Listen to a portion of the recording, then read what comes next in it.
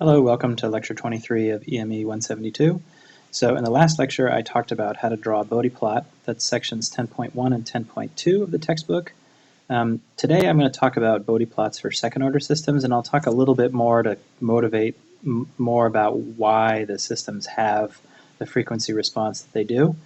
And I'm going to talk about material from section 10.7.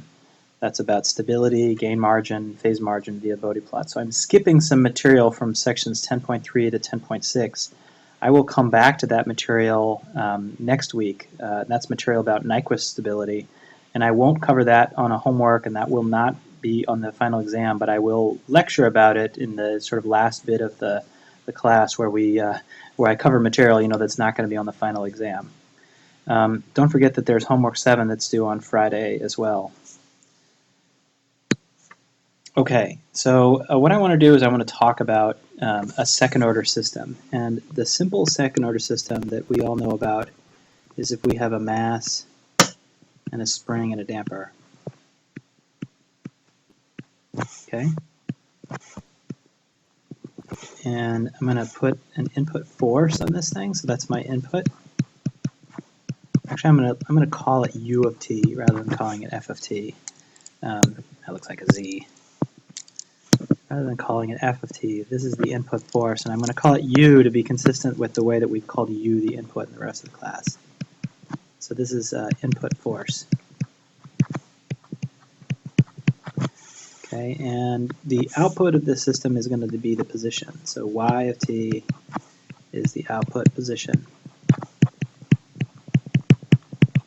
Okay, and just like I talked about in the other Bode plot sections, I'm going to talk about some high frequency and low frequency approximations. Well, let's start with low frequency because that one's really the easy one to motivate. So at very low frequencies,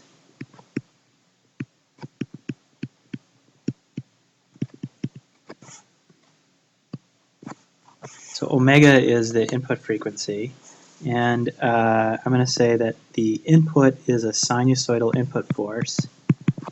It's got some amplitude, which I'm going to call U naught times sine omega t. And at low frequencies, right, if we imagine moving this mass like infinitesimally slowly, surely everybody would recognize that the important thing there is going to be the spring. Okay, so the damper, which is dependent on velocity, and the mass, which is dependent on acceleration, those won't contribute any significant forces at low frequencies. Okay, so right, the spring dominates.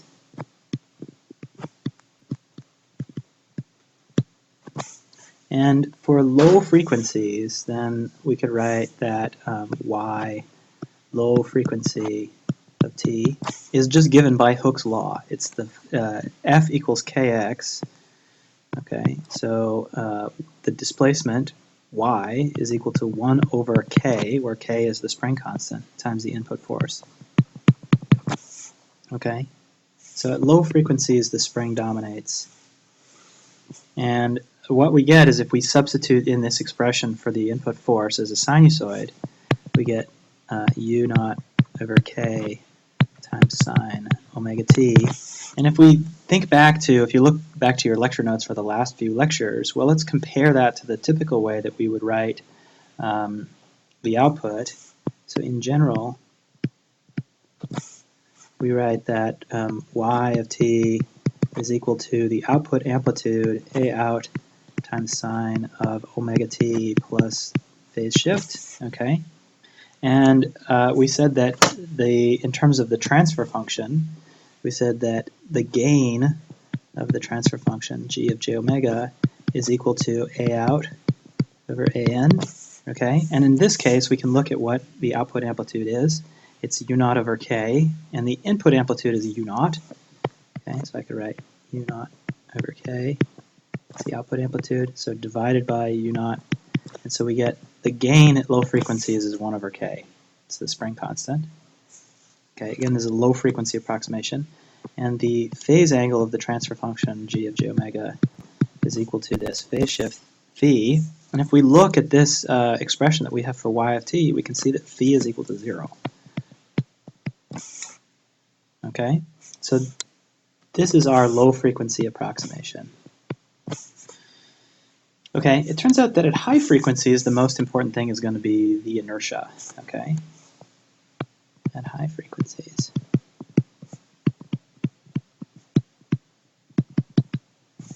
The mass dominates. So we're going to neglect everything else. Okay, we'll only write an expression for what the mass does. Okay, and so we all know that if we have a position, write it as y high frequency of t. Well, how do we find that? Well, it's a double integral of the force divided by the mass. Okay, u of t over m times dt squared. Right. So this is Newton's law. Right. F equals ma.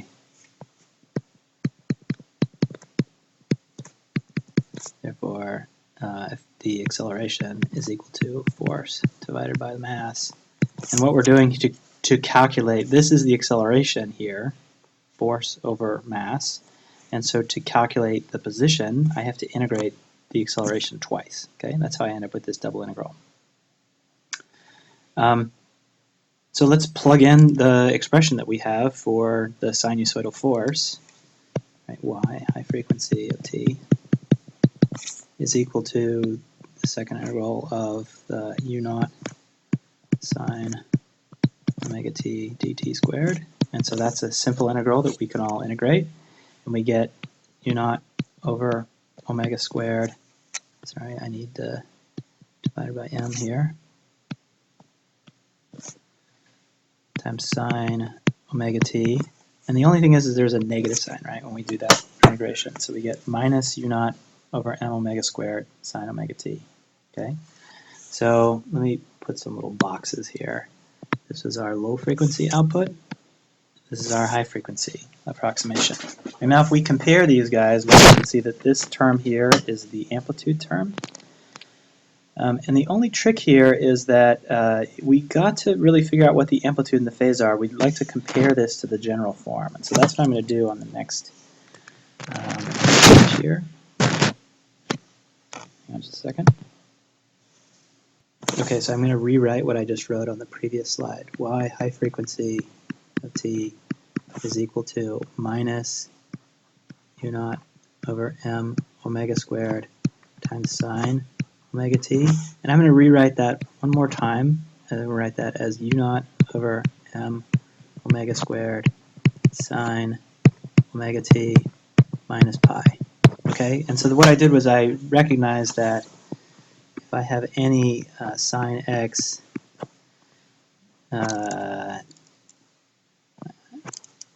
so in general, if I'm talking about sine x minus pi, that's equal to minus sine of x. So I've just used the fact that if I have minus sine, I could rewrite that as sine of x minus pi. Okay. And so if we look at this expression here, then we can say that the high frequency gain of this system, g of j omega, at high frequencies is going to be, again, it's the output amplitude divided by the input amplitude. So the output amplitude is u naught over m omega squared, and the input amplitude was u naught. And so we end up with 1 over m omega squared. Okay, and the angle g of j omega is equal to phi. And if we look at this guy here, this is the phase shift. Phi is equal to minus pi, or minus 180 degrees. Okay? So now we have a high frequency approximation and a low frequency approximation for the behavior of this mass spring damper. And so I'm going to use some numerical values. Okay.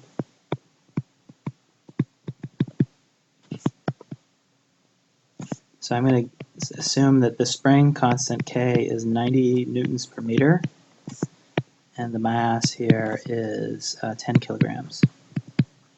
Okay. And I'll just let the input force u naught equal 1 newton. Okay, so it's a unit force that I'm putting in. And it's helpful here, actually, if we look at, so what do I want to do is, let me look at the previous slide. So the low frequency amplitude is 1 over k, okay, and I want to plot that in decibels, okay, and the phase shift is 0 degrees. So low frequency gain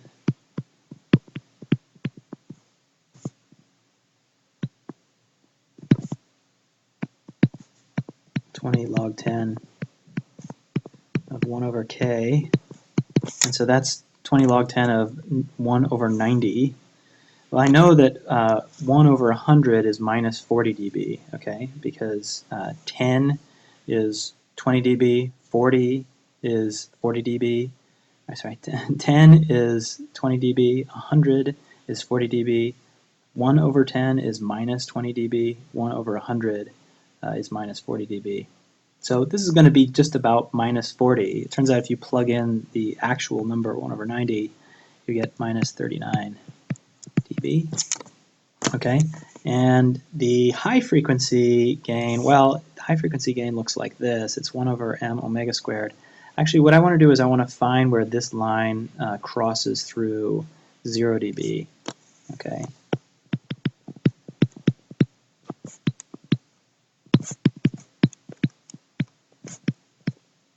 When 1 over m omega squared is equal to 1, right, because that's 0 dB. 1 is 0 dB. And so that turns out that will be true when omega squared is equal to 1 over m, which is 1 over 10 kilograms.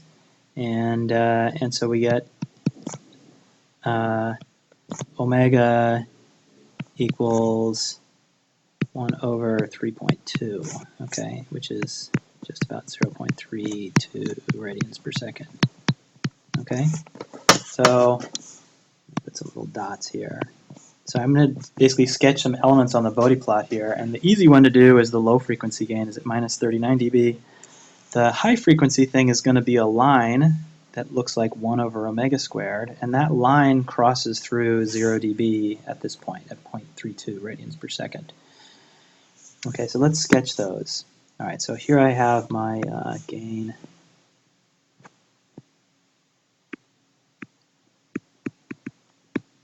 Magnitude of g of j omega. Here's the phase angle of g of j omega. Okay, and here's frequency in radians per second.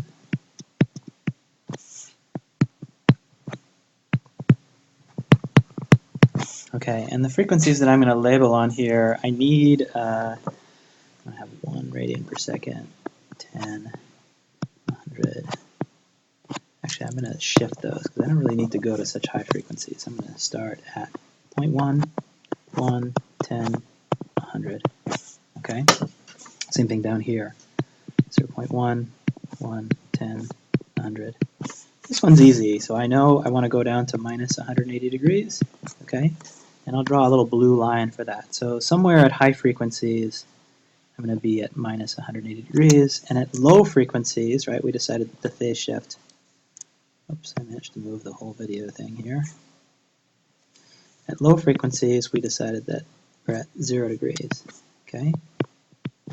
In terms of magnitude, I want to be able to fit all this stuff on here, and so what I'm going to do is I'm going to label this as being minus 40 dB. This is going to be minus 80 dB. So each of these boxes represents 40 dB. So this is like plus 40 dB here, and this is 0 dB. Okay. Now you remember the calculations that I did on the last page. Well, the low frequency approximation is going to be a straight line at minus 39 dB. So this is my line for the 1 over k. This is like the spring line, okay? And then I said if I'm just dealing with the system that is a pure mass, that thing has a line that looks like 1 over m omega squared, and that line crosses through 0 dB at 0.3 radians per second, so right about here, okay? And, well, a line that is, if we think about 1 over omega squared, the slope is going to be minus 40 dB per decade. And what that means is that every time I increase the frequency by a factor of 10, the magnitude goes down by a factor of 100. And the reason for that is we're talking about